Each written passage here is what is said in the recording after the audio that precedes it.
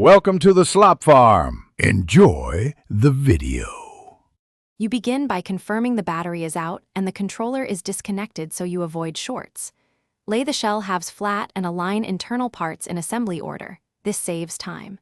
Place the circuit board, vibration motors, trigger assemblies, thumbsticks, and buttons nearby. Pick up a T8 driver and a small container to hold 11 screws and springs. You'll use tweezers for springs. Once done, orient the PCB so ports align with shell cutouts to prepare for reinstallation. You now seat the PCB into the lower shell, making sure the USB and audio jack poke through and screw posts line up. Insert thumbsticks, D-pad, and face buttons so they sit flush and rotate freely. Snap ribbon cables into their connectors and lock them. Fit triggers and bumpers, placing springs in their pockets with tweezers. Position the vibration motors and route wires away from moving parts. Make sure everything moves without binding before you bring the top shell down. You close the top shell evenly, checking that no ribbon or wire is pinched and that clips engage with a firm finger press.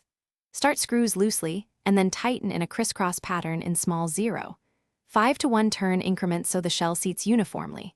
After all 11 screws are snug, reinstall the battery and power on to pair with your console. If a button or stick fails, open the nearest screw, inspect the contact membrane or axle seating, and reseat parts before retesting.